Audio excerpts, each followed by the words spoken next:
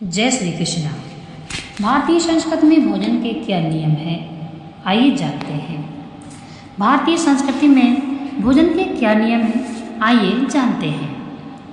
भोजन करते समय सर्वप्रथम भोजन को प्रणाम करें।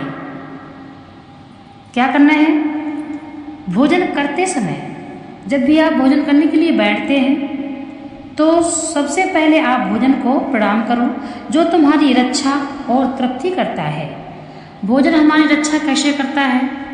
क्योंकि भोजन के बिना हम चल नहीं सकते। हमारे शरीर की जो क्षमता है वह भोजन से ही आती है। हमारे शरीर में ताकत भोजन से ही मिलती है। यदि 2-4 दिन भोजन नहीं किया जाए तो व्यक्ति क्या हर जीव मरने लग जाएगा, मर जाता है। बिना भोजन के मनुष्य और कोई भी सृष्टि का जीव नहीं जी सकता है। और हमारी तृप्ति भी करता है। भोजन की कभी निंदा ना करें। कभी भी भोजन की निंदा नहीं करना चाहिए, क्योंकि तुम्हें जो भोजन जैसा भी मिल रहा है, कितने ऐसे हैं जिन्हें 2-2 दिन तक भोजन नहीं मिलता।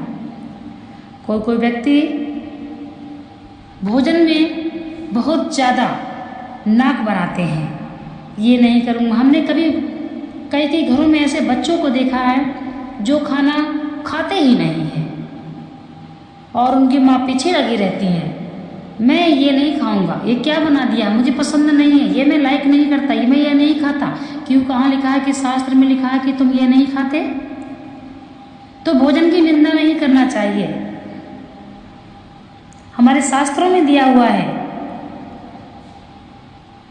किसी को 2-2 दिन तक रोटी नहीं मिलती है, वो कैसे रहता है? और जिसको मिल रहा है वो निंदा ना करे। स्नान करने के पश्चात ही भोजन करना चाहिए। स्नान करने के पश्चात भोजन क्यों करना चाहिए? एक तो हमारे धर्म में शुद्धता का अत्यधिक महत्व है। दूसरा वैज्ञानिक तौर पर है कि यदि खाना खाने के भोजन करने के पश्चात आप तुरंत स्नान करते हैं तो हमारी जो जठराग्नि है वह धीमी पड़ जाती है, क्योंकि हमारे पेट में जठराग्नि चक्की की तरह काम करती है। और जब व्यक्ति जिस समय स्नान करता है तो वह मंद गति से काम करती है। इसलिए पहले भोजन करना चाहिए और इसके पश्चात पहले आपको स्नान करना चाहिए और इसके पश्चात आपको भोजन करना चाहिए। कई लोगों के साथ बैठकर भोजन करते समय बहुत जल्दी भोजन करके उठना नहीं चाहिए। आपने ये बहुत समझने का विषय है कि जब भी आपस में कई लोग बैठ के भोजन करते हो तो बहुत जल्दी नहीं उठना चाहिए। अन्य लोगों को भी खाने का अवसर दें। ये जब कोई व्यक्ति ज़्यादा ही चंचल बनता है तो फटाफट खाकर उठ जाता है, तो दूसरा व्यक्ति यदि और भी भोजन करना चाहता है तो वह संकोच करता है। जूते चप्पल आदि पहनकर भोजन नहीं करना चाहिए, ये बात ध्यान दीजिए। और रसोई घर में भी चप्पल पहनकर नहीं जाना चाहिए, जूते चप्पल नहीं पहनकर जाना चाहिए। और जूते चप्पल उतारकर, पैर धुलकर, हाथ मुंह धुलकर, कहीं बाहर से आते हैं यदि तो जूते चप्पल उतार दें और हाथ मुंह धुलें। इसके पश्चात आप भोजन करें। फूटे बर्तनों में भोजन ना करें, यह दरिद्रता का ही सूचक है। फूटे फाटे बर्तनों में भोजन नहीं करना चाहिए, लक्ष्मी रूठ जाती है, लक्ष्मी का वास होता है घर में। तो फूटे बर्तनों में कभी भोजन ना करें और ना ही किसी को फूटे बर्तनों में भोजन दें। दूसरी, खाट पर बैठकर भोजन ना करें। आपके समय में बिस्तर पर बैठ के बहुत लोग भोजन करते हैं बेड में बैठकर, तो खाट पर बैठकर भोजन नहीं करना चाहिए, बिस्तर पर बैठकर भोजन नहीं करना चाहिए। कपड़े पर, हाथ पर, पीपल के पत्तों पर, आग के पत्तों पर, बट पर भोजन ना करें। पीपल के पत्तों पर, आग के पत्तों पर, बट के पत्रों पर और कपड़े पर भोजन नहीं करना चाहिए। भोजन में कमल दल के पत्ते, आम और केले के पत्ते, सोने और चांदी के बर्तन ही शुद्ध माने गए हैं। भोजन में केले का आपने देखा होगा, जो जितने भी पहले के समय में लोग केला के पत्ते में ही भोजन करते थे। एक और आता है, गोल गोल बड़ा सा पत्ता होता है, और दूसरा कमल नल के पत्तों में भोजन कर सकते हैं। सोने चांदी के बर्तन में अब कौन करता है? सोने चांदी के बर्तनों को तो पीछे छोड़िए, पीतल का बर्तन भी कोई अब नहीं यूज करता है। तो सबको खिलाने के बाद आज सबसे अंत में स्वयं भोजन ग्रहण करें। जो घर में भोजन बनाता है वह सबको खिलाने के बाद ही भोजन ग्रहण करता है, परंतु ये नियम है। जैसे हमारे घर में मेहमान अतिथि आए हुए हैं तो पहले आप उनको भोजन करा दें।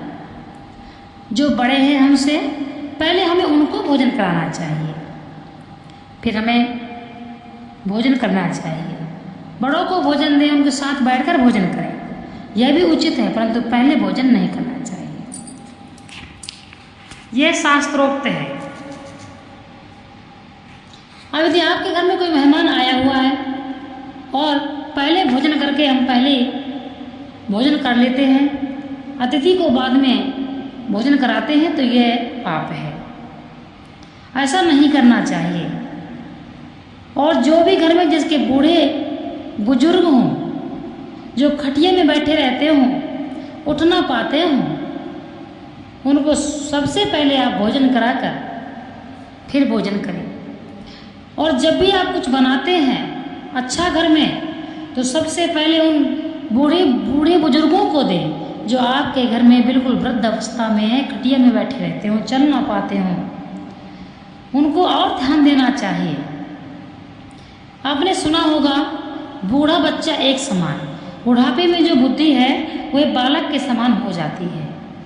तो बच्चों को और बूढ़ों की जो बुद्धि होती है एक समान होती है। जब आप कुछ बनाते हैं तो सबसे पहले बच्चों को ना देकर जो बूढ़े बुजुर्ग आपके घर में हो उनको आप दीजिए। कुछ बनाइए तो उनको आप टेस्ट कराइए सबसे पहले, क्योंकि उनका तो अंतिम समय है, वो खुश रहेंगे तो आपका खुशी खुशी आशीर्वाद देकर जाएंगे। इसी प्रकार से इस बात का ध्यान दें। बहुत से घरों में हमने देखा है कि भोजन जब बनता है पहले बच्चे खाएंगे, फिर सब खाएंगे, बाद में बूढ़े बुजुर्गों को दिया जाता है। यह बहुत ही गलत बात है। ऐसा कभी ना करें। ऐसा करने से आपके घर में कभी पूर्ति ना पड़ेगी, लक्ष्मी रूठ जाएगी, भगवान रूठ जाएंगे और आपके पितर रूठ जाएंगे। तो ऐसा कभी नहीं करना चाहिए। जो बेचारे बूढ़े बुजुर्गों में बड़ी आसरा करते हैं उनका दिल नहीं दुखाना चाहिए। आज से यह बात नोट करें कि जो कुछ भी आप बनावें सबसे पहले अपने घर में सबसे जो बुजुर्ग हो उसको दें। कुछ बनाते हैं तो खुशी से लेकर उनके पास जाइए और कहिए, देखिए कैसा बना है। जिसका अंतिम समय चल रहा हो उसे दुखी क्यों रखा? ये कहाँ का नियम है? बहुत से घरों में